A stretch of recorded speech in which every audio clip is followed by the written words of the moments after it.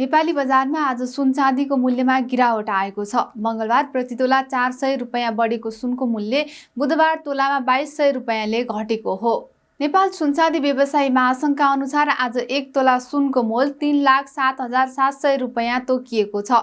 अघिल्लो कारोबार दिन मंगलबार सुन प्रति तोला 3,09,900 रुपैयाँमा किनबेच भएको थियो।